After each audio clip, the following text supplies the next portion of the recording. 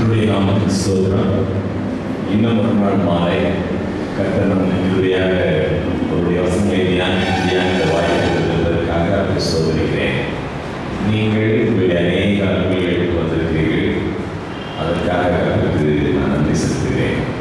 அவருடைய வசனத்தை நாம் தியானிக்கும் பொழுது, பரிசுத்த ஆவியானவருடைய உதவியை நாம் கேட்கும் பொழுது நிச்சயமாக ஆண்டவர் நம்முடைய ஆவியினால் நம்மை நடத்துவார்.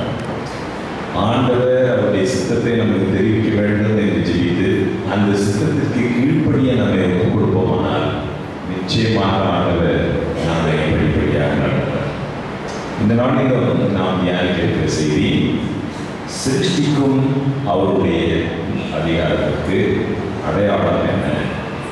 ஆண்டவர் இந்த உலகத்தை படைத்தவர். வேதம் இதை நமக்கு சொல்லுகிறது. உங்களுக்கு ஒருவேளை ஆச்சரியமாக இருக்கலாம். நீங்கள் நான் சொல்வதை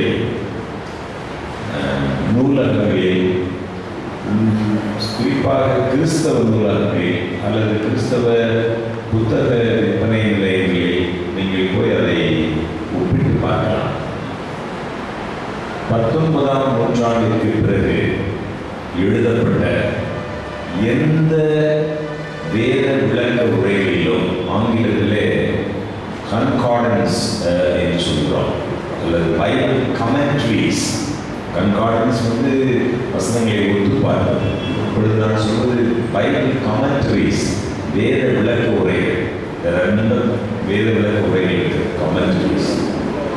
19ஆம் நூற்றாண்டுக்கு பிற்பாடு வந்திருக்கிற பெரும்பாலும் அனைத்து கமெண்ட்ரிஸிலும் வேத விளக்க உரைகளிலும் ஆதியாகமம் முதல் 11 அதிகாரங்கள் உண்மையாகவே நிகழ்ந்தது என்று ஒப்புக்கொள்வதில்லை.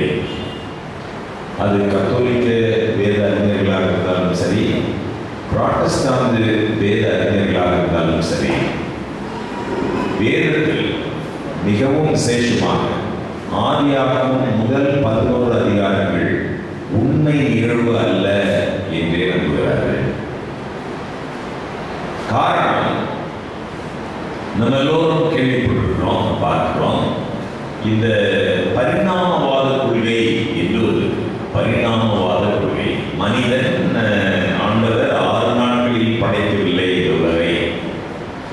பல கோடி வருடங்கள் ஆயிற்று இந்த உலகம் படைப்பதற்கு, நாம் உருவாவதற்கு. அல்லது ஒரு காஸ்மிக் ஆக்சிடென்ட், விண்வெளியில் ஏற்பட்ட ஒரு விபத்தினால் சூரியனிலிருந்து ஒரு துண்டு தெரித்து வந்து அது பல ஆயிரக்கணக்கான ஆண்டுகளாக அது குளிர்ந்து அப்படித்தான் இந்த பூமி வந்தது என்று அநேக விஞ்ஞானிகள் நம்புகிறார்கள்.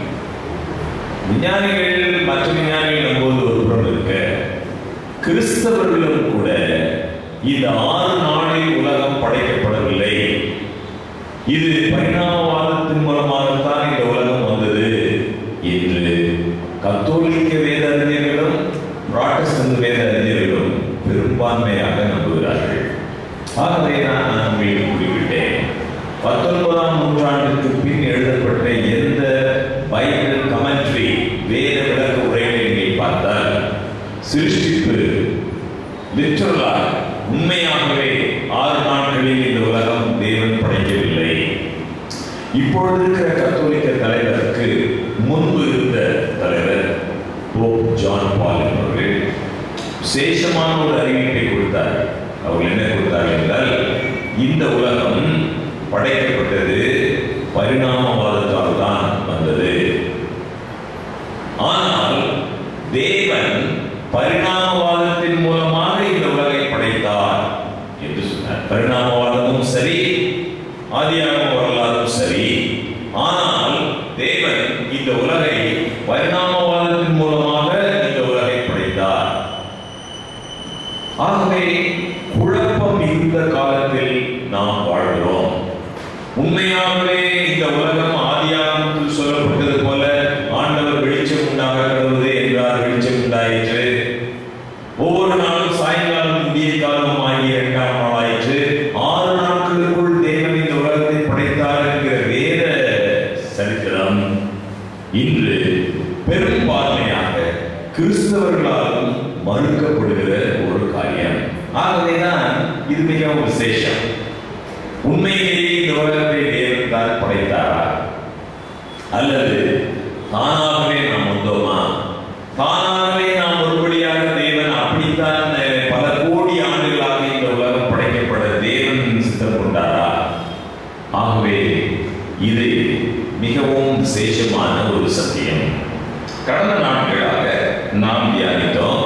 தேவன் இந்த உலகத்தை படைத்த தேவன் மனுக்குலத்திற்கு என்று ஒரு சட்டம் கொடுத்திருக்கிறார் என்று பார்த்தோம்.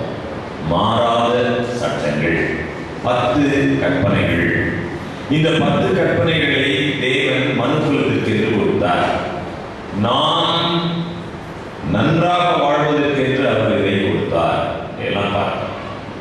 அப்பொழுது இன்னொரு காரியத்தை கவனித்தோம். அநேக கிறிஸ்தவ நண்பர்களும் கூட இந்த 10 கற்பனைகள் ஒழிந்திருந்தது, இனிமேல் இது தேவையில்லை, இது யூதர்களுக்காக மட்டும் கொடுக்கப்பட்டது, அல்லது இது பழைய ஏற்பாட்டு காலத்துக்கு மட்டும் உரியது, இப்பொழுது கிறிஸ்துவின் சிலுவைக்கு பின் இந்த 10 கற்பனைகள் நமக்கு கட்டாயம் அல்ல என்று வாதிடும் ஒரு காலத்தில் நாம் இருக்கிறோம். ஆகவே நாம் என்ன கவனித்தோம்? இந்த 10 கற்பனைகள் வேதாகமம் என்ன கூறுகிறது என்று பார்த்தால், ஒரு காலம் இது அழிய முடியாது. 10 கற்பனைகள் தேவனுடைய குணத்தை பிரதிபலிப்பவை. அவருடைய ஆளுகை எப்படிப்பட்டது என்று அவருடைய கற்பனைகளிலிருந்து நாம் கண்டுகொள்கிறோம். இதை நாம் பார்த்தோம். இயேசு கிறிஸ்து சிலுவையில் அறையப்பட்டு ரத்தம் சிந்தி நமக்காக மரித்ததினால் நமக்கு ஒரு சுயாதீனத்தை, ஒரு விடுதலையை தந்தார். அது என்ன விடுதலை? மறுபடியும் பாவம் செய்வதற்கான ஒரு லிபர்ட்டி, ஒரு சுயாதீனத்தையா? அவர் நமக்கு தந்த விடுதலை, பாவத்திலிருந்து நமக்கு விடுதலையை தந்திருக்கிறார். காலையில் நாங்கள் படித்துக் கொண்டிருக்கும் பொழுது ஒரு சிஸ்டர் ரொம்ப அழகாக சொன்னார்கள், குறிப்பிட்டார்கள். விபசாரத்தில் கைமையுமாய் பிடிக்கப்பட்ட ஒரு ஸ்திரீயை ஆண்டவர் கொண்டு வருகிறார்கள். ஆண்டவர் சொல்கிறார், நீ போ, இனி பாவம் செய்யாதே. ஆண்டவர் நம்மை மன்னிக்கிறார், தயவு பெற்றவராக இருக்கிறார். அவர் மன்னிக்கும் பொழுது என்ன சொல்கிறார்? போ, இனி பாவம் செய்யாதே. ஆகவேதான் இந்த திருச்சட்டம் 10 கற்பனைகளை குறித்து வேதாகமம் என்ன கூறுகிறது என்று நாம் பார்க்கும்போது என்ன முடிவுக்கு வருகிறோம் என்று சொன்னால், ரோமர் 3ஆம் அதிகாரம் 31ஆம் வாக்கியத்தில், அப்படியானால் விசுவாசத்தினாலே நியாய பிரமாணத்தை அவமாக்குகிறோமா? அப்படி அல்ல, நியாய பிரமாணத்தை நிலைநிறுத்துகிறோமே என்று நாம் பார்த்தோம். நியாய பிரமாணம் ஒழித்து விடவில்லை, ஆண்டவர் அதை அழித்து விடவில்லை, ஆண்டவர் அதை சிலுவையில் அறைந்து விடவில்லை. நியாய பிரமாணம் சிலுவையில் அறையப்படுவதை காட்டிலும் தன்னையே சிலுவையில் அறைய ஒப்பு கொடுத்து நியாய பிரமாணத்தை தேவன் முக்கியப்படுத்தினார், மேன்மைப்படுத்தினார். இதை நாம் பார்த்தோம். உங்களுக்கு புரிந்திருக்கும் என்று நான் நம்புகிறேன். ஆவியானவர் இதை நமக்கு புரிய செய்வார். இதை அடுத்து இன்னொரு முக்கியமான ஒரு கேள்வி எழுகிறது. அது என்னவென்றால், இந்த 10 கற்பனைகளில் மிகவும் விசேஷமாக ஒரு காரியம் இருக்கிறது. கொலோசையர் 2ஆம் அதிகாரம் 14ஆம் வாக்கியம், நமக்கு எதிரிடையாகவும் கட்டளைகளால் நமக்கு விரோதமாகவும் இருந்த கையெழுத்தை குலைத்து அதை நடுவில் இராதபடிக்கு எடுத்து சிலுவையின் மேல் ஆணி அடித்து துரைத்தனங்களையும் அதிகாரங்களையும் உரிந்து கொண்டு வெளியரங்கமான கோலமாக்கி அவைகளின் மேல் சிலுவையில் வெற்றி சிறந்தார். ஆகையால் கொலோசியர் 2:16 போஜனத்தையும் பானத்தையும் குறித்தாவது பண்டிகை நாளையும் மாத பிறப்பையும் ஓய்வு நாட்களையும் குறித்தாவது ஒருவனும் உங்களை குற்றப்படுத்தாதிருப்பானாக. இந்த கொலோசியர் 2ஆம் அதிகாரம் 14 முதல் 16 வாக்கியங்களில் அநேக சகோதர சகோதரிகள் எப்படி அதற்கு விளக்கம் தருகிறார்கள் என்றால், முதலாவது அந்த 14வது வாக்கியத்தில் நமக்கு எதிரிடையாகவும் கட்டளைகளால் நமக்கு விரோதமாகவும் இருந்த கையெழுத்தை குலைத்து என்ற வசனத்தை வைத்து 10 கற்பனைகளை ஆண்டவர் குலைத்து விட்டார் என்று விமர்சனம் செய்கிறார், வியாக்கியானம் செய்கிறார். அதை தொடர்ந்து 16ஆம் வாக்கியத்தில் ஆகையால் போஜனத்தையும் பானத்தையும் குறித்த குறித்தாவது, பண்டிகை நாளையும் மாத பிறப்பையும் ஓய்வு நாட்களையும் குறித்தாவது ஒருவனும் உங்களை குற்றப்படுத்தாதிருப்பானாக. அப்படி சொல்லும் பொழுது ஓய்வு நாளும் நமக்கு தேவையில்லை என்று அநேகர் முடிவுக்கு வருகிறார். ஓய்வு நாளெல்லாம் ஒழிந்துவிட்டது, 10 கற்பனை ஒழிந்தது, அதோடு கூட ஓய்வு நாளும் ஒழிந்துவிட்டது என்று முடிவுகிறது. ஆகவே வேதாகமம் கூறுவது என்ன? 10 கற்பனையை குறித்து வேதம் என்ன சொல்கிறது? ஓய்வு நாள் கற்பனையை குறித்து வேதம் என்ன சொல்கிறது? இதை இன்றைக்கு ஜெபத்தோடு நாம் பார்க்க இருக்கிறோம். இந்த 16ஆம் வாக்கியத்திலே ஆகையால் போஜனத்தையும் பானத்தையும் குறித்தாவது, பண்டிகை நாளையும் மாத பிறப்பையும் ஓய்வு நாட்களையும் குறித்தாவது ஒருவரும் உங்களை குற்றப்படுத்தாதிருப்பானாக என்றால், அது 10 கற்பனைகளை குறித்து சொல்கிறதா என்று நீங்கள் பார்த்தால், அது 10 கற்பனையில் இருக்கிற ஓய்வு நாள் கற்பனையை தான் சொல்கிறதா என்று நீங்கள் பார்த்தால், அடுத்த வாக்கியமே சொல்கிறது, கொலோசியர் 2:17, அவைகள் வரும் காரியங்களுக்கு நிழலாயிருக்கிறது. நிழல் நேற்று குறிப்பிட்டது உங்களுக்கு ஒருவேளை நினைவிருக்கலாம். வேதத்தில் 2 விதமான கற்பனைகள் சொல்லப்படுகிறது. நியாயப்பிரமாணம் என்றே அழைக்கப்படுகிறது. ஒன்று, தேவன் தம்முடைய சொந்த கைவிரலினால் எழுதின 10 கற்பனைகள். இன்னொன்று, தேவன் சொல்லி மோசே ஒரு புஸ்தகத்தில் எழுதின சடங்காச்சார பிரமாணங்கள், சடங்குகளுக்கு அடுத்த பிரமாணங்கள், விருத்த சேதனம் குறித்து, பலி முறைமைகளை குறித்து, வருடாந்திர பண்டிகைகளை குறித்து தேவன் சொல்லி மோசே எழுதின பிரமாணங்கள். சில வேளைகளிலே அது மோசேயின் பிரமாணம் என்று அழைக்கப்படுகிறது, நியாய பிரமாணம் என்று அழைக்கப்படுகிறது, கர்த்தருடைய நியாய பிரமாணம் என்றும் கூட அழைக்கப்படுகிறது. ஆனால் ஒரு சரியான தெளிவு நமக்கு 10 கற்பனைகளினுடைய தகுதி வேறு, அந்த 10 கற்பனைகளை மீறும்போது ஒருவன் செய்ய வேண்டிய சடங்குகள் என்ன என்பது பற்றிய பிரமாணங்கள் வேறு. இந்த சடங்கு பிரமாணங்கள் வரும் காரியத்துக்கு நிழலாயிருக்கிறது.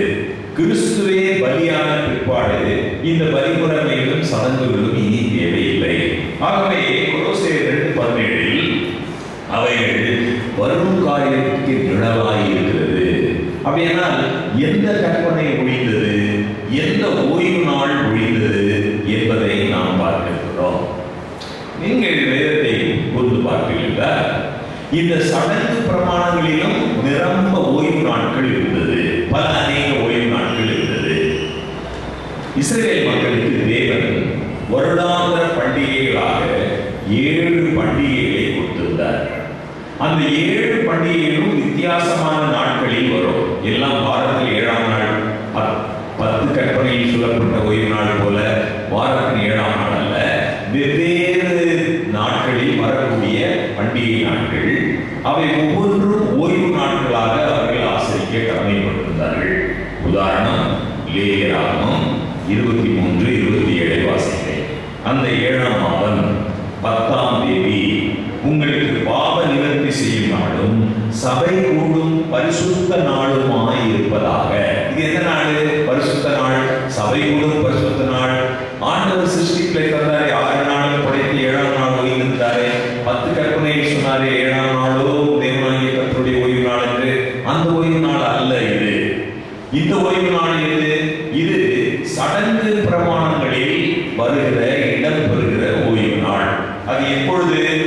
அந்த 7ஆம் மாதம் 10ஆம் தேதி உங்களுக்கு பாவ நிவர்த்தி செய்யும் நாளும் சபை கூடும் பரிசுத்த நாளுமாய் இருப்பதாக. அது ஒரு ஓய்வு நாள்.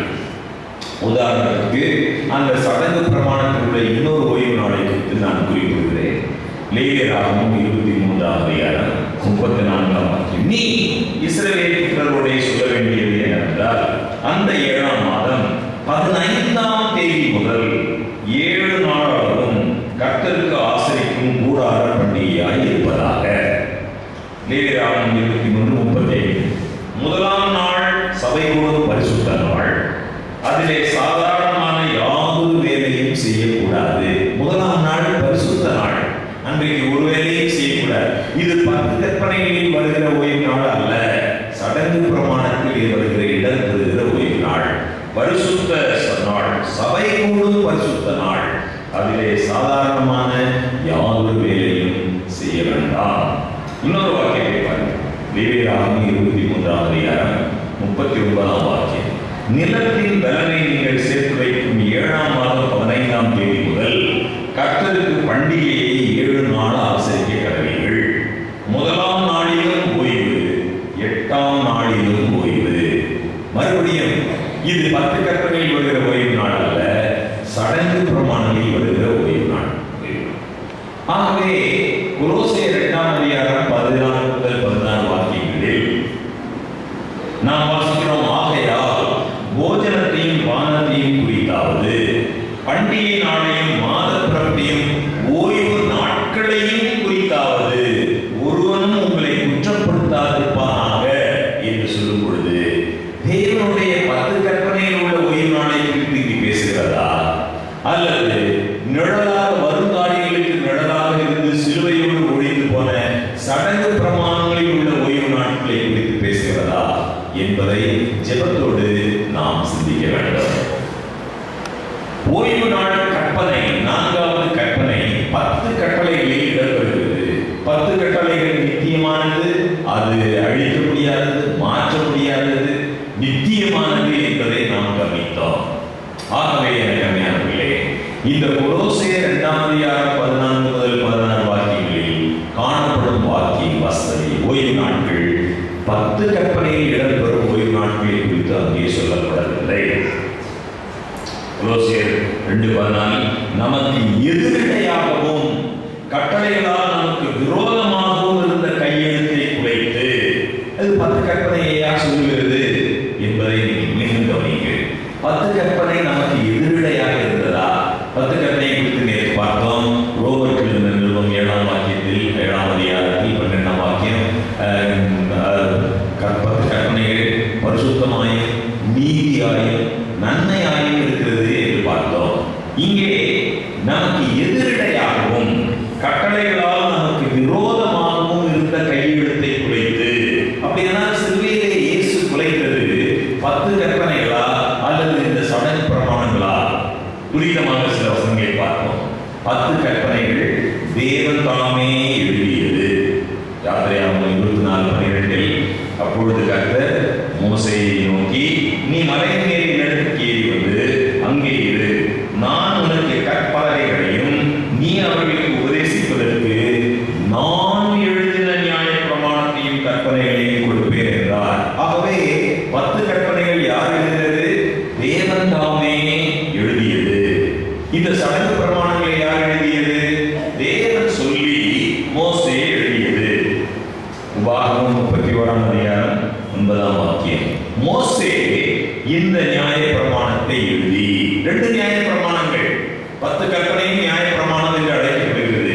ஒன்றை தேவன் எழுதுகிறார், இந்த சடங்கு பிரமாணத்தை தேவன் மோசேக்கு சொல்லி மோசே எழுதுகிறார். அதை கர்த்தருடைய உடன்படிக்கை பெட்டியை சுமக்கிற லேவி புத்திரரான ஆசாரியருக்கும் இஸ்ரவேலுடைய மூப்பர்களுக்கும் ஒப்புவித்தாகவே மோசே எழுதுகிறார்.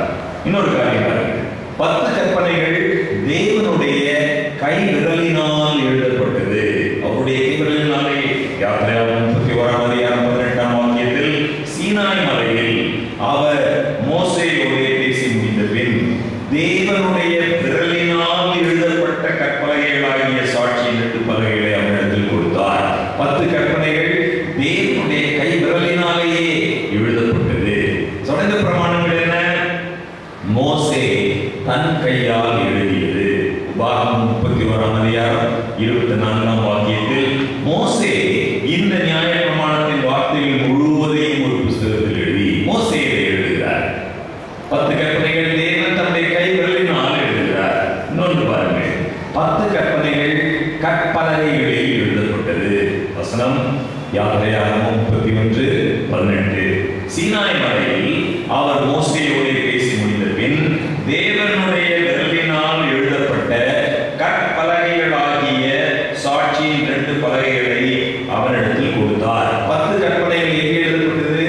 கற்பலகைகளில் எழுதப்பட்டது. இந்த சடங்கு பிரமாணங்கள் எங்கே எழுதப்பட்டது? ஒரு புஸ்தகத்தில் எழுதப்பட்டது.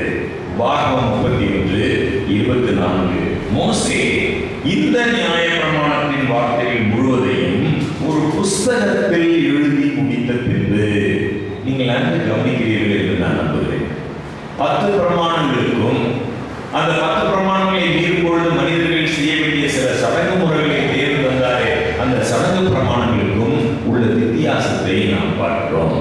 ஒன்று புஸ்தகத்தில் எழுதப்பட்டது, கற்பலகையில் எழுதப்பட்டது. இன்னொரு வித்தியாசத்தை பாருங்கள். 10 கற்பனைகள் மகா பரிசுத்த ஸ்தலத்தில் உடன்படிக்கை பெட்டிக்கு உள்ளே வைக்கப்பட்டது. மிகவும் விசேஷம். உபாகமம் 10ஆம் அதிகாரம் 1ஆம் வாக்கியத்திலிருந்து வாசிக்கிறேன். அக்காலத்திலே கர்த்தர் என்னை நோக்கி, நீ முந்தினவைகள் கொடுத்த 2 கற்பனைகளை வெட்டிக்கொண்டு மலையின் மேல் ஏறி நடந்து வா, ஒரு மரப்பெட்டியையும் செய்வாயாக. நீ உடைத்து போட்ட முந்தின பலகைகளில் இருந்த வார்த்தைகளை நான் அந்த பலகைகளில் எழுதுவேன், நீ அவைகளை பெட்டியிலே வைப்பாயாக என்றார். 10 கற்பனைகள் எங்கே வைக்கப்பட்டது? உடன்படிக்கை பெட்டிக்குள் மகா பரிசுத்த ஸ்தலத்தில் வைக்கப்பட்டது. உபாகமம் 10:3-4. அப்படியே நான் சீத்தி மரத்தினால் ஒரு பெட்டியை செய்து முந்தினவையில் கொடுத்த 2 கற்பனைகளை வெட்டி அவைகளை என் கையிலே எடுத்துக்கொண்டு மலையில் ஏறினேன். முன்னே சபைப்படி வந்த நாளில் கர்த்தர் மலையில் அக்கினி நடுவிலிருந்து உங்களுக்கு விளங்கின 10 கற்பனைகளையும் அவர் முன் எழுதியிருந்த பிரகாரம் அந்த பலகைகளில் எழுதி அவைகளை என்னிடத்தில் தந்தார். 10:5. அப்பொழுது நான் திரும்பி மலையிலிருந்து இறங்கி அந்த பலகைகளை நான் செய்த பெட்டியிலே வைத்தேன். கர்த்தர் என்னை கட்டளையிட்டபடியே அவைகள் அதிலே வைத்திருக்கிறது. 10 கற்பனைகள் எங்கே வைக்கப்பட்டது? மகா பரிசுத்த ஸ்தலத்தில் உடன்படிக்கை பெட்டிக்கு உள்ளே இந்த 10 கற்பனைகள் வைக்கப்பட்டது. சரி, இந்த சடங்கு பிரமாணமாகிய நியாய பிரமாணம் எங்கே வைக்கப்பட்டது? கவனியுங்கள். உடன்படிக்கை பெட்டிக்கு பக்கத்தில் வைக்கப்பட்டது. உபாகமம் 31:26. நீங்கள் இந்த நியாய பிரமாண புஸ்தகத்தை எடுத்து அதை உங்கள் தேவனாகிய கர்த்தருடைய உடன்படிக்கை பெட்டியின் பக்கத்திலே வையுங்கள். அடுத்த வாக்கியம் ரொம்ப முக்கியம். அங்கே அது உனக்கு விரோதமான சாட்சியாக இருக்கும்.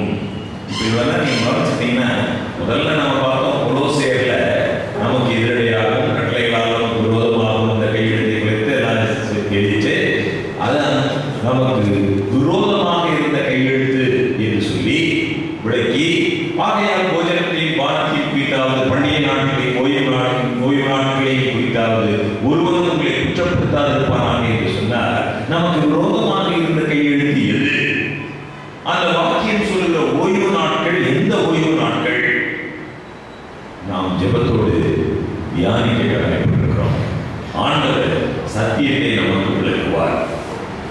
சரி, நமக்கு நமக்கு எதிரடையாகவும் கட்டளைகளால் விரோதமாகவும் இருந்த கையெழுத்தை குறித்து அதை நடுவிலாதபடி எடுத்து சிலுவையின் மேல் பேசிய 2ஆம் அதிகாரம் 15ஆம் வாக்கியத்தில் சட்ட திட்டங்களாகிய நியாய பிரமாணத்தை தம்முடைய மாம்சத்தினாலே ஒழித்து, சட்ட திட்டங்களாகிய நியாய பிரமாணம், the law of ordinance, தேவன் எழுதிய அந்த 10 கற்பனைகள் அல்ல, சடங்குகளை எடுத்த 10 கற்பனை, இருதிறத்தாரையும் தமக்குள்ளாக ஒரே புதிய மனுஷனாக சிருஷ்டித்து இப்படி சமாதானம். இருதிறத்தார் என்றால் யார்?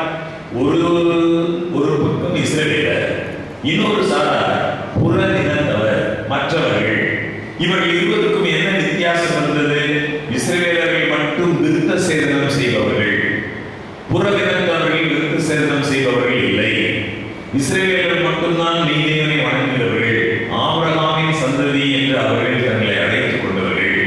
இந்த இருதிறத்தாரையும் ஒரே தமக்குள்ளாக ஒரே புதிய மனுஷனாக சிருஷ்டித்து இயேசு கிறிஸ்து சிலுவையில் அறைந்து மனுக்குலம் முழுவதற்காகவும் உயிர் நீத்து மீண்டும் உயிர்த்தெழுந்த போது அவரை விசுவாசிக்கிற எவரும் வித்தியாசமே இல்லை. ஆண் என்றும் பெண் என்றும் இல்லை, யூதன் என்றும் கிரேக்கன் என்றும் இல்லை, விருத்த சேதனமும் விருத்த சேதனம் இல்லாமையும் ஒன்றும் இல்லை.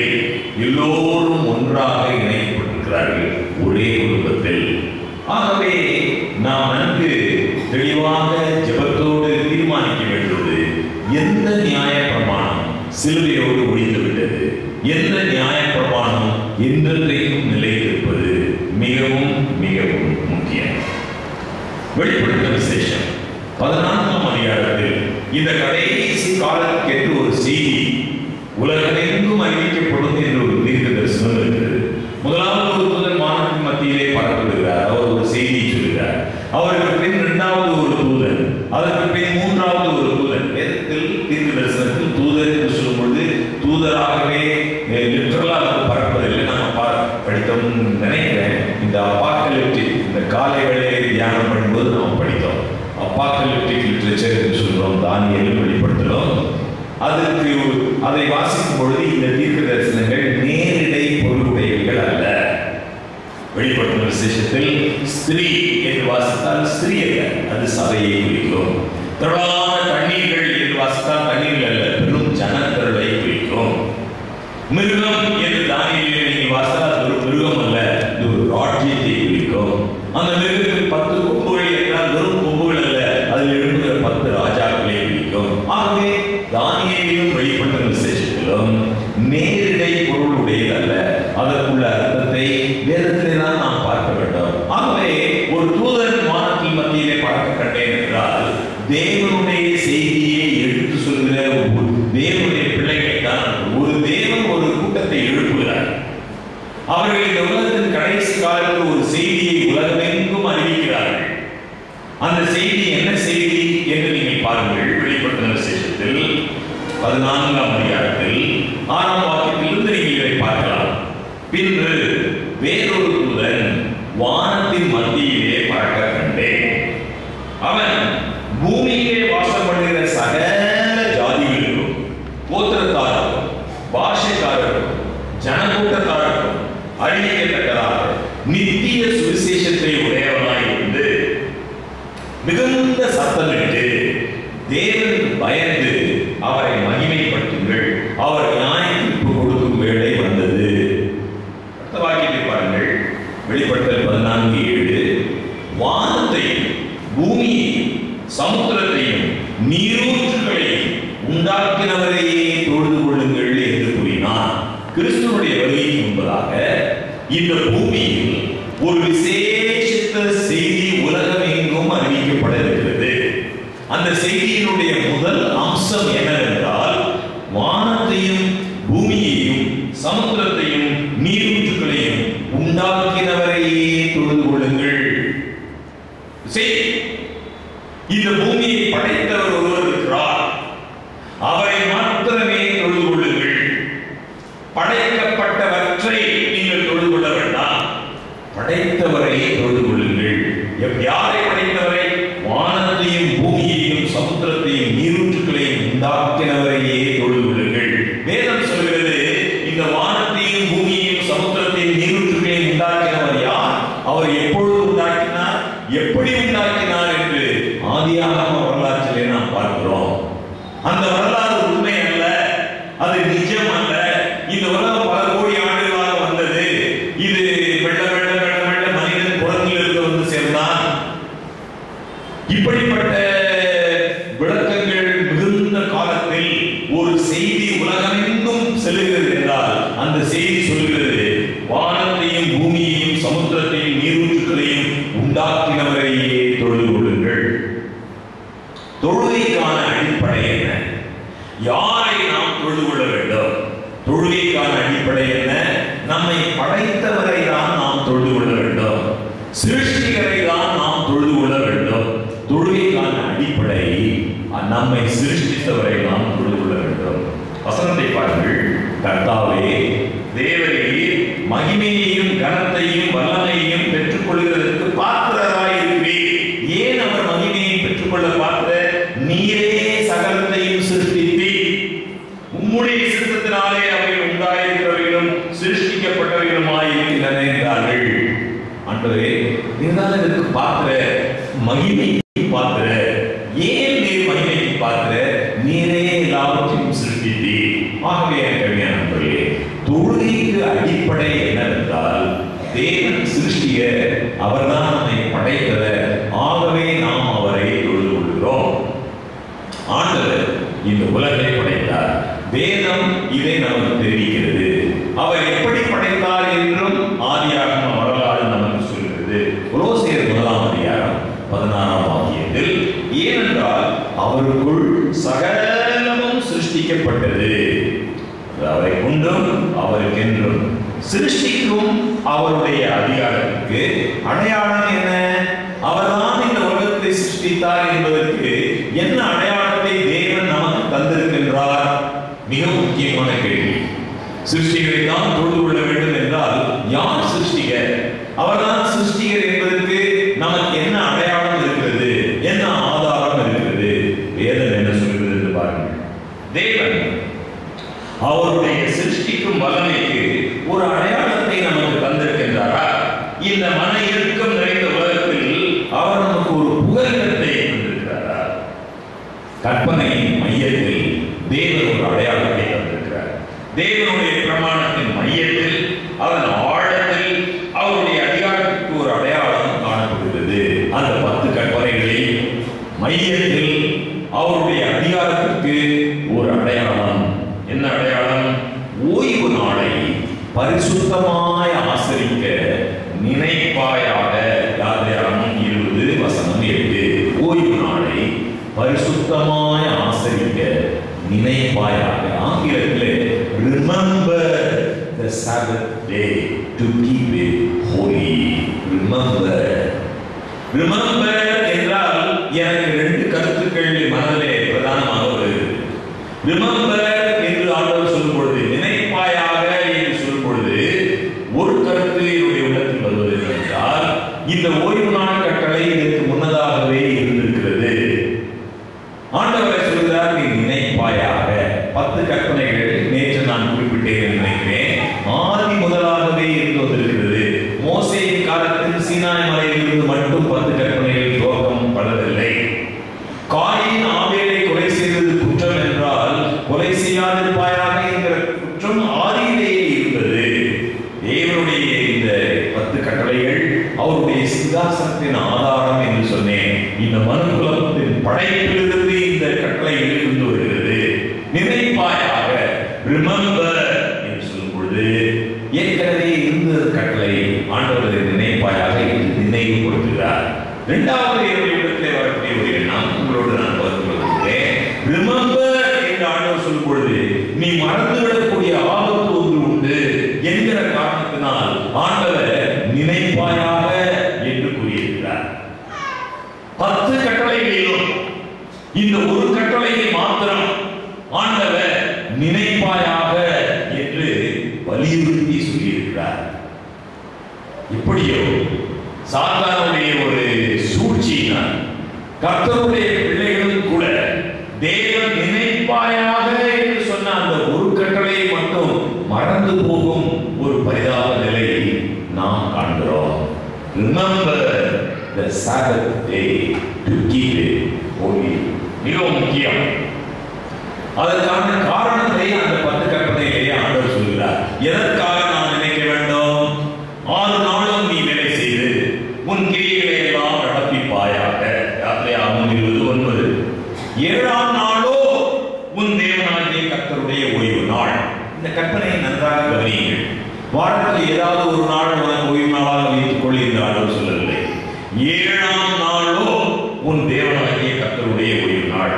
அதிலே நீ ஆனாலும், உன் குமாரனானாலும், உன் குமாரத்தியானாலும், உன் வேலைக்காரியானாலும், உன் வேலைக்காரனானாலும், வாசல்களில் இருக்கிற அந்நியனானாலும் யாதொரு வேலையும் செய்ய வேண்டாம். எதற்காக இதை ஆசிரிக்க வேண்டும்? ஏன் இந்த ஓய்வு நாள் கட்டளை கொடுக்கப்பட்டது? அடுத்த வாக்கியத்தை பாருங்கள். 10 கற்பனை என்ன சொல்கிறது? கர்த்தர் 6 நாளைக்குள்ளே வானத்தையும் பூமியையும் சமுத்திரத்தையும் அருகில் உள்ள எல்லாவற்றையும் உண்டாக்கி 7ஆம் நாளிலே ஓய்ந்திருந்தார். ஆகையால் எதற்காக இந்த கற்பனை? கர்த்தர் தான் சிருஷ்டிகர். அவர்தான் நம்மை படைத்தவர். இந்த வானமும் பூமியும் சமுத்திரமும் தானாக ஒரு விண்வெளி விபத்தினால் தோன்றிவிடவில்லை.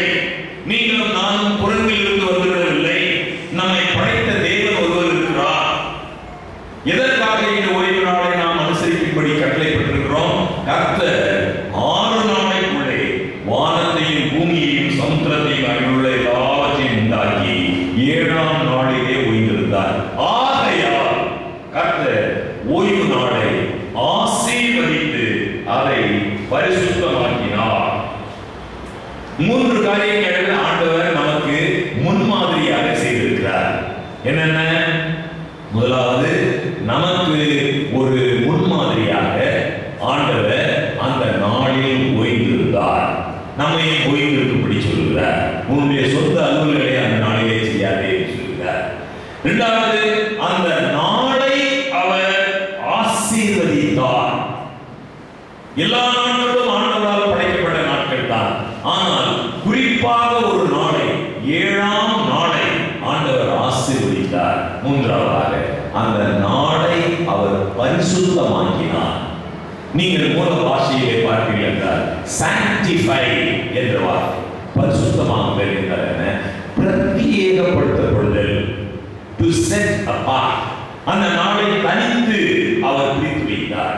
அந்த நாளிலே நீ பரிசுத்தமான அந்த நாளை ஆசரிக்க வேண்டும். எதற்காக? அவர்தான் சிருஷ்டிகர் என்பதற்கு நினைவு சின்னமாக 6 நாட்களில் இந்த உலகத்தை தேவன் படைத்தார். அவர்தான் நம்முடைய சிருஷ்டிகர் என்பதை உலகத்துக்கு சாட்சி பகரும் வகையில் அவருடைய படைப்பின் நினைவு சின்னமாக தேவன் ஓய்வு நாளை நமக்கு தந்தார். ஓய்வு நாளை பரிசுத்தமாய் ஆசரிக்க நினைப்பாயாக.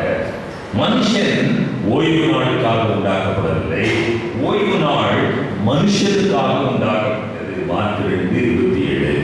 எதற்காக மனுஷனுக்காக உண்டாக்கப்பட்டது? மனுஷனுக்காக ஆண்டவர் அதை ஆசீர்வதித்தார், அதை பரிசுத்தமாக்கினார். மனிதன் தன்னுடைய சிருஷ்டிகரை நினைப்பதற்காக இந்த ஓய்வு நாளை தேவன் கொடுத்தார்.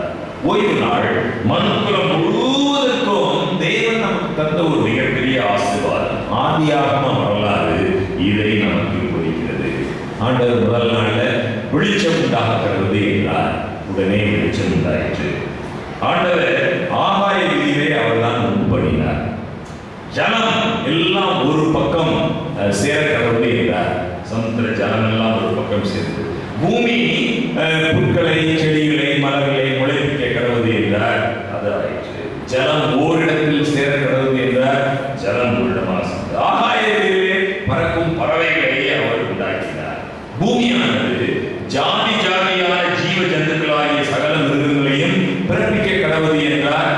அந்த மிருகங்கள் எல்லாம் தோன்றியது. பின்பு தேவன் நமது சாயலாகவும் நமது ரூபத்தின்படியையும் மனுஷனை உண்டாக்குவோமாக, அவர்கள் சமுத்திரத்தின் மச்சங்களையும் ஆகாயத்து பறவைகளையும் மிருக ஜீவன்களையும் பூமி அனைத்தையும் பூமியின் மேல் ஊறும் சகல பிராணிகளையும் ஆளக்கடவர்கள் என்றார். தேவன் தம்முடைய சாயலாக மனுஷனை சிருஷ்டித்தார். அவனை தேவ சாயலாகவே சிருஷ்டித்தார். ஆணும் பெண்ணுமாக அவர்களை சிருஷ்டித்தார். இப்படிதான் உலகம் தோன்றியது. இந்த உலகம் எப்படி தோன்றியது, நம்மை படைத்தவர் யார் என்பதற்கு தேவன் அதை நினைவு கூறும்படி நமக்கு தந்த படைப்பின் சின்னம் இந்த 10 கற்பனைகளின் மையத்தில் இருக்கிற ஓய்வு நாள். இவ்விதமாக வானமும் பூமியும் அவைகளின் சர்வசேனையும் உண்டாக்கப்பட்டு இருந்தன. தேவன் தாம் செய்த தம்முடைய கிரியையை 7ஆம் நாளிலே நிறைவேற்றி தாம் உண்டாக்கின தம்முடைய கிரியை எல்லாம் முடிந்த பின்பு 7ஆம் நாளில் ஓய்ந்திருந்தார். இந்த ஓய்வு நாள் அவருடைய படைப்பின் ஞாபகம். நீங்க லேசா கற்பனை பண்ணி பாருங்க. ஒரு ஓவியர் இருக்கிறார்.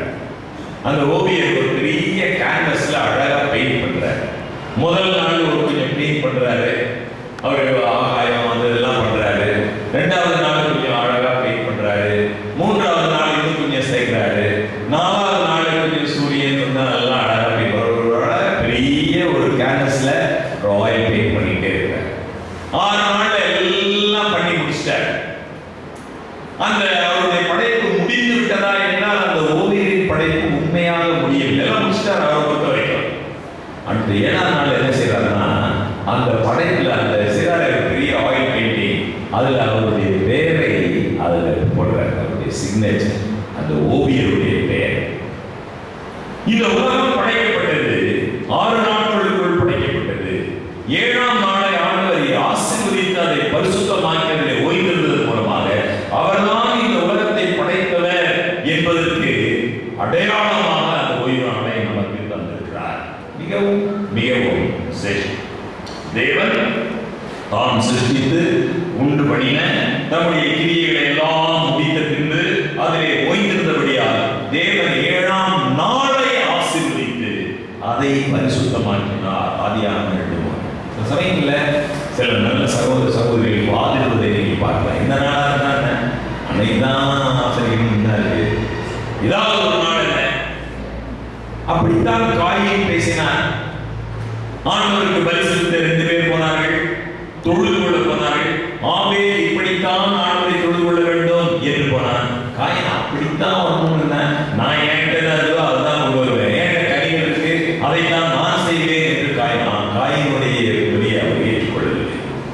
தொழுகை இந்த உலகத்தின் முதல் கொலை, முதல் பயங்கர விரோதம், முதல் ஏற்பட்ட கலவரம் தொழுகையின் அடிப்படையில் தான் ஏற்பட்டது. இது உலகத்தின் கடைசி காலத்தில் கூட தொழுகை ஒரு முக்கியமான அம்சமாக இருக்கிறது. இப்படித்தான் தொழுது கொள்ள வேண்டும் என்று என்ன, எப்படி தொழுது கொண்டால் என்று என்ன என்று இருசாரார் இருப்பார்கள். அந்த நாள் தான் தொழுது கொண்டும் நல்லா இருக்கு, ஏதாவது ஒரு நாளாக இருந்தால் என்ன. தேவன் அந்த நாளை ஆசீர்வதித்தார், அந்த நாளை பரிசுத்தமாக்கினார். ஓய்ந்திருந்தார், அதை ஆசீர்வதித்தார், அதை பரிசுத்தமாக்கினார். ஓய்வு நாள் ஒரு திருமணம் போன்றது. தேவன் ஏதேனிலே நியமித்த 2 நியமனங்கள், ஒன்று திருமணம், இன்னொன்று ஓய்வு நாள். ஆதாமையும் ஏவாளையும் ஒன்றாக இணைத்தார். ஏதேனிலே நியமனமானது திருமணம், அடுத்து ஏதேனிலே நியமனமானது பரிசுத்த ஓய்வு நாள். சாத்தான் இந்த 2 நியமனங்களையும் குலைக்க பார்க்கிறான். இன்றைக்கு நீங்கள் பார்த்தால், நீங்கள் பத்திரிகையை பார்த்தாலும், செய்தித்தாளிலே தொலைக்காட்சியிலே செய்தி கேட்டாலும், இது குடும்பங்களை சாத்தான் அழிக்கிறான். திருமண தூய்மையை அவன் கெடுக்கிறான், குடும்பங்களில் பிளவை உண்டாக்குகிறான். 2வது சாத்தான் செய்வது, மனிதர்கள் குறிப்பாக தேவனுடைய பிள்ளைகள் தேவன் நியமனம் செய்த அந்த பரிசுத்த ஓய்வு நாளை மறக்கும்படி செய்கிறான். இதை குறித்து நீங்கள் சிந்தித்து பாருங்கள். ஒரு நாளில் என்ன விசேஷம் வந்துவிட போகிறது?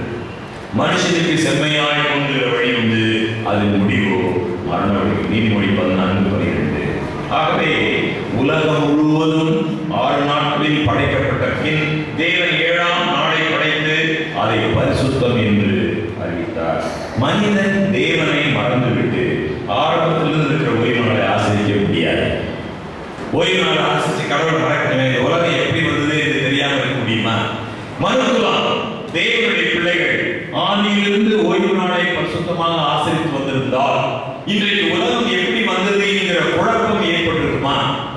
குறைவிலிருந்து வந்தோமா, இல்ல விண்வெளி விதத்தில் ஒரு விதத்திலிருந்து வந்தோமா என்று குழப்பம் ஏற்பட்டிருக்குமா?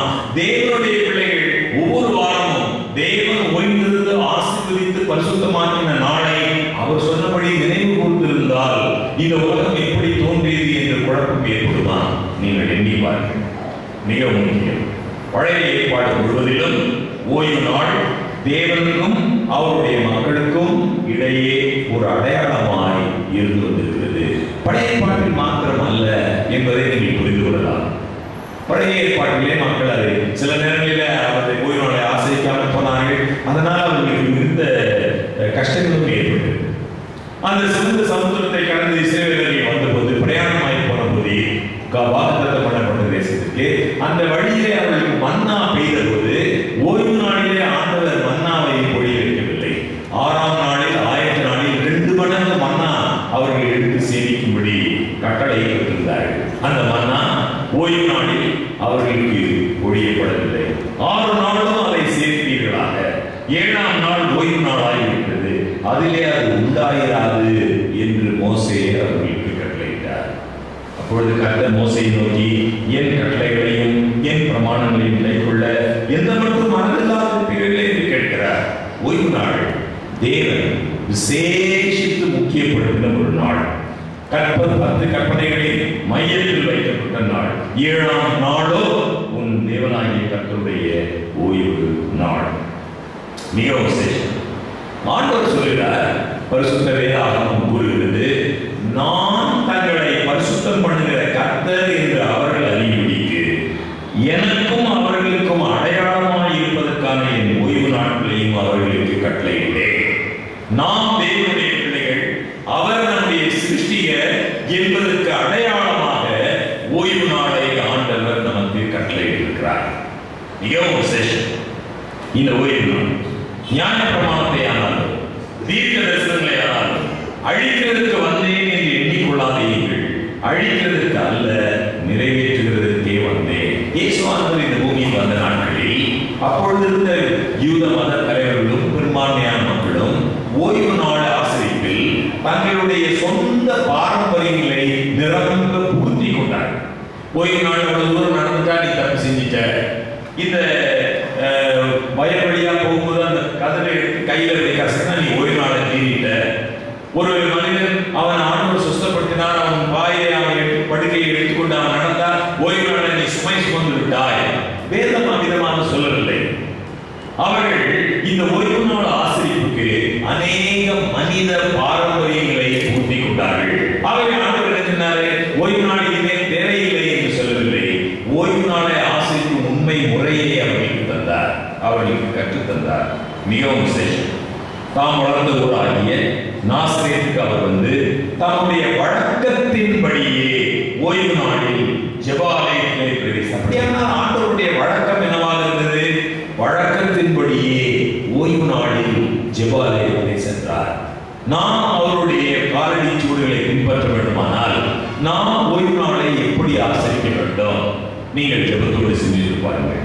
வேதம் கூறும் ஓய்வு நாளை இயேசு ஆசரித்தார். ஆண்டவர் சொல்கிறார், நீங்கள் என்னிடத்தில் அன்பாய் இருந்தால் என் கற்பனைகளை கைக்கொள்ளுங்கள். யோவான் 14:15. ஆகவே எனக்கு அறிஞர்களே, ஆண்டவர் இந்த பூமியில் வாழ்ந்தபோது அவருடைய மரணம், உயிர்த்தெழுதல், பரமேறுதலுக்கு பிற்பாடு சுமார் 70 ஆண்டுகளுக்கு பின்பு சம்பவிக்கும் சம்பவத்தை சொல்லும் பொழுது கூட நீங்கள் ஓடி போவது மாறி காலத்திலாவது ஓய்வு நாளிலாவது சம்பவியாதபடிக்கு வேண்டிக் கொள்ளுங்கள் என்று சொன்னார். ஓய்வு நாள் ஒழித்து விட்டதென்றால் இதை ஆண்டவர் சொல்ல வேண்டிய அவசியம் என்ன என்று எண்ணி பாருங்கள். எருசலேம் ரோம சேனையால் சூழ்ந்து கொள்ளப்பட்டு தீர்த்தராயினால் கிபி 70ஆம் ஆண்டில் அழிக்கப்பட்டது. ஆகவே சீஷர்களும் அப்போஸ்தலர்களும் இந்த ஓய்வு நாளை ஆசரித்தார்கள். புதிய ஏற்பாட்டு சபை வேதாகம ஓய்வு நாளை அனுசரித்தது. சீஷர்கள் இயேசுவுக்கு கீழ்ப்படியும் வகையில் அவரிடம் அன்பு செலுத்தினார்கள்.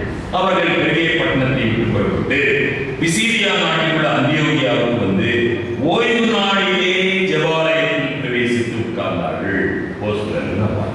ஓய்வு நாளிலே அவர்கள் யூதருடைய ஜெபாலயத்திலிருந்து புறப்படுகையில் அடுத்த ஓய்வு நாளிலே இந்த வசனங்களை தங்களுக்கு சொல்ல வேண்டும் என்று புறஜாதியார் வேண்டிக் கொண்டார்கள். அது யூதர்களாக இருந்தாலும் சரி, புறவினத்தவர்களாக இருந்தாலும் சரி, ஓய்வு நாளிலே அவர்கள் ஆண்டவரை தொழுது கொண்டார்கள். அடுத்த ஓய்வு நாளிலே கொஞ்சம் முறைய பட்டணத்தார் அனைவரும் தேவ வசனத்தை கேட்கும்படி கூடி வந்திருந்தார்கள். அடுத்த ஓய்வு நாளில் அப்படியான கம்மியான நண்பர்களே, இந்த சரித்திர சான்றுகள் எல்லாம் அந்த சீஷர்கள், அப்போஸ்தலர்கள், ஆதி கிறிஸ்தவ சபை சரித்திர சான்றுகளை நாம் பார்க்கிறோம். எப்படி அவர்கள் ஓய்வு நாளை ஆசரித்தார்கள் என்று நாம் பார்க்கிறோம். ஆண்டவர் ஓய்வு நாளை ஒழித்து விடவே இல்லை. ஓய்வு நாளில் நாங்கள் பட்டணத்திற்கு வெளியே போய் ஆற்றின் அருகே வழக்கமாய் ஜெபம் பண்ணுகிற இடத்தில் உட்கார்ந்து அங்கே கூடி வந்திருந்த ஸ்திரீகளுக்கு உபதேசித்தோம். ஓய்வு நாளை ஆதி கிறிஸ்தவ சபை எப்படி அனுசரித்தது, சிலுவைக்கு பின் அதை எப்படி கைக்கொண்டார்கள். ஓய்வு நாள்தோறும் அவன் ஜெபாலயத்திலே சம்பாஷணை பண்ணி யூதருக்கும் கிரேக்கருக்கும் புத்தி சொன்னான். அப்போஸ்தலர் 18:4. வேதாகமத்தின் கடைசி புத்தகமாகிய வெளிப்படுத்தின விசேஷம் கீழ்ப்படிதலுக்கு நம்மை அழைக்கிறது. தேவனுடைய கற்பனைகளையும் இயேசுவின் மேல் உள்ள விசுவாசத்தையும் காத்துக் கொள்கிறவர்களாகிய பரிசுத்தவான்களுடைய பொறுமை இதிலே விளங்கும். வெளிப்படுத்தின விசேஷம் தேவனுடைய கற்பனைகள் ஆண்டவருடைய வருகைக்கு முன் காத்திருக்கிறவருடைய மக்கள் மத்தியிலே காணப்படக்கூடிய 2 குணாம்சம் என்ன? ஒன்று, அவர்கள் தேவனுடைய கற்பனைகளை கைக்கொள்வார்கள். இயேசுவின் மேல் உள்ள விசுவாசத்தை காத்துக் கொள்வார்கள். ஏசாயா 66:22. இந்த ஓய்வு நாள் ஒழித்து விடவில்லை. இது வெறும் நிழல் அல்ல, வரப்போற புதிய ஊழியம் கூட நாம் ஓய்வு நாளை அனுசரிக்க இருக்கிறோம். ஏசாயா 66:22. நான் படைக்க போகிற புதிய வானமும் புதிய பூமியும் எனக்கு முன்பாக இருப்பது போல உங்கள் சந்ததியும் உங்கள் நாமமும் நிற்கும் என்று கர்த்தர் சொல்கிறார். அப்பொழுது மாதந்தோறும் ஓய்வு நாள் தோறும் மாம்சமான யாவரும் எனக்கு முன்பாக தொழுது கொள்வார்கள் என்று கர்த்தர் சொல்கிறார். 66:23. 7ஆம் நாள் எந்த நாள் என்று நாம் நிச்சயமாக சொல்ல முடியுமா? சரி, 7ஆம் நாள் தான் ஓய்வு நாள், வசனம் தெளிவாக தான் சொல்லுகிறது. ஆனா எந்த நாள் அது, எந்த நாள் அது என்று நமக்கு என்ன பார்ப்போம்? நீங்க பாருங்க, இயேசுவானவர் சிலுவையில் அறையப்பட்டது எந்த நாள் என்று நாம் நன்றாக நிரூபிக்கிறோம். அந்த நாள் ஆயத்த நாளாக இருந்தது, ஓய்வு நாளும் ஆரம்பமாயிற்று. இயேசுவானவர் சிலுவையில் அறையப்பட்ட நாள், ஓய்வு நாள் ஆரம்பமாவதற்கு முந்தின நாள் ஆயத்த நாள். அப்பனா எந்த நாள் அது? இயேசுவானவர் சிலுவையில் அறையப்பட்டது நம்ம எல்லாரும் கொண்டாடுறோம். என்ன சொல்றோம்? குட் ஃப்ரைடே என்று சொல்றோம். இதுதானே குட் ஃப்ரைடே. ஆண்டவர் சிலுவையில் அறையப்பட்டிருந்த நாள், ஓய்வு நாளுக்கு முந்தின நாள், ஓய்வு நாளும் ஆரம்பமாயிற்று. ஆயத்த நாளிலே அவர் சிலுவையில் அறையப்பட்டார். கலிலேயாவிலிருந்து அவர்களே கூட வந்திருந்த ஸ்திரீகளும் பின் சென்று கல்லறையையும் அவருடைய சரீரம் வைக்கப்பட்ட விதத்தையும் பார்த்து திரும்பி போய் கந்தவர்க்கங்களையும் பரிமள தைலங்களையும் ஆயத்தம் பண்ணி கற்பனையின்படியே ஓய்வு நாளில் ஓய்ந்திருந்தார்கள். அப்ப ஆயத்த நாள் ஆண்டவர் மரித்தார், சிலுவையில் தொங்கி. அந்த ஓய்வு நாள் ஆரம்பமாக, அடுத்து ஓய்வு நாள் ஆரம்பமாகிறது. ஆகவே அவர்கள் போய் கற்பனையின்படியே ஓய்வு நாளில் ஓய்ந்திருந்தார்கள்.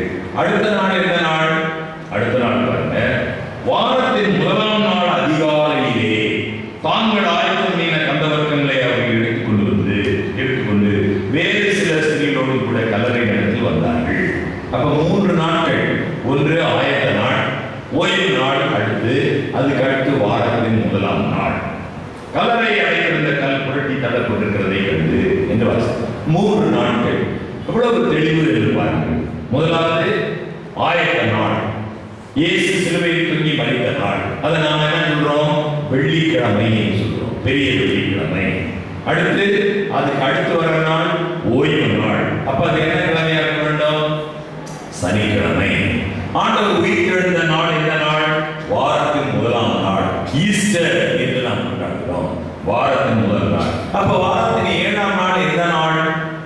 மிக தெளிவாக நாம் சொல்லலாம், வாரத்தின் 7ஆம் நாள் ஓய்வு நாள், சனிக்கிழமை. இதை மிக மிக தெளிவாக நாம் பார்க்கிறோம். நீங்கள் ஒரு டிக்ஷனரி எடுத்து பார்த்தா நீங்க 7th டே அப்படின்னு பார்த்தீங்கன்னா அது சொல்லும் தெளிவாக சனிக்கிழமை. இன்று வானியல் ஆராய்ச்சி செய்கிற நிபுணர்கள் சொல்கிறார்கள், யுகங்கள் நெடுகிலும் சரித்திரத்துடன் தொடர்ந்து இந்த வார நாட்களின் சுழற்சியில் எந்த மாற்றமும் இல்லை. அப்படியே தொடர்ந்தே 6 நாள் 7 நாள் அப்படி வந்து கொண்டே எந்த மாற்றமும் இல்லை. இது நமக்கு நேரம் இல்லை இன்னும் விளக்குவதற்கு. வாராந்திர சுழற்சியின் நம்பத்தக்க தன்மையை இங்கிலாந்து கிரீன்விச்சில் உள்ள அரசுரிமை சார்ந்த வானிலை ஆராய்ச்சி கூடம் உறுதிப்படுத்துகிறது. ஆகவே ஆண்டவர் சொல்கிறார், 7ஆம் நாளோ உன் தேவனாகிய கர்த்தருடைய ஓய்வு நாள். 7ஆம் நாள் தெளிவாக நாம் பார்க்கிறோம். அது நாம் வழங்குகிற பெயர்படி சனிக்கிழமை. ஆண்டவர் ஒரு தீர்க்க தரிசனத்தை சொல்லியிருக்கிறார். தானியேலின் புத்தகம் 7ஆம் அதிகாரம் 25ஆம் வாக்கியத்தில் ஒரு பவர், ஒரு வல்லமை எழுப்போம். அதை என்ன செய்யும்? காலங்களையும் பிரமாணங்களையும் மாற்ற நினைப்பான். ஒரு சூழ்ச்சி, ஒரு சம்பவம் நிகழும். காலங்களும் பிரமாணங்களும் மாற்றுவதற்கு சிலர் முயற்சி செய்வார்கள். நான் கர்த்தருடைய நாளில் ஆவிக்குள்ளானேன் என்று வெளிப்படுத்தி சொல்கிறது. மனுஷகுமாரன் ஓய்வு நாளுக்கும் ஆண்டவராக இருக்கிறார் என்கிறார். கர்த்தருடைய நாள் என்பது ஓய்வு நாள் தான் கர்த்தருடைய நாள். என கம்மியான நண்பர்களே, ஆண்டவர் நம்முடைய இதய கதவை தட்டுகிறார். இந்த உலகம் குழப்பம் இருந்து இந்த உலகத்தில் மனிதன் எங்கிருந்து வந்தான் என்றே குழம்பிக் கொண்டிருக்கிற நேரத்தில், இந்த உலகம் எப்படி தோன்றியது என்றே பலர் குழம்பிக் கொண்டிருக்கிற நேரத்தில், கர்த்தர் தான் இந்த உலகத்தை படைத்தவர், நம்மை படைத்தவர் தான். அதற்கு சான்று தேவன் நியமித்த பரிசுத்த ஓய்வு நாள். எனக்கு நண்பர்களே, ஓய்வு நாளை ஆசிரிப்பது நாம் ரட்சிக்கப்படுவதற்காக அல்ல. ஓய்வு நாளை ஆசிரிப்பது நம்முடைய கிரியையினால் ரட்சிப்பை சம்பாதிப்பதற்காக அல்ல. நாம் ரட்சிக்கப்பட்ட காரணத்தினால் அவரை மகிமைப்படுத்த, இந்த கடைசி காலத்தில் அவருக்கு சாட்சிகளாக இருக்க, அந்த ஓய்வு நாளின் ஆசீர்வாதங்களை பெற்று மகிழ தேவன் நம்ம ஒவ்வொருவரையும் ஆசீர்வதிப்பார். தயவு செய்து அவர்கள் எழுதி நிற்போம். கடைசியில் ஜெபத்தோடு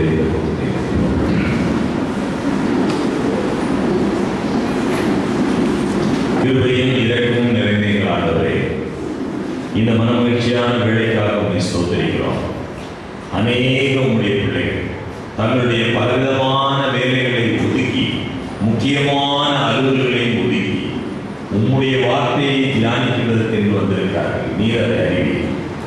அவர்களுடைய வாஞ்சையை நிறைவு செய்தருளும். மெய்யான சத்தியத்திலே நீரைகளை வழிநடத்தும். அந்த சத்தியத்தை நாங்கள் புரிந்து கொள்ளவும், அந்த சத்தியத்திற்கு கீழ்ப்படியவும் தம்முடைய உன்னத ஆவியின் பலத்தை எங்களுக்கு தார். எங்களை உடைய பாதத்திலே வைக்கிறோம்.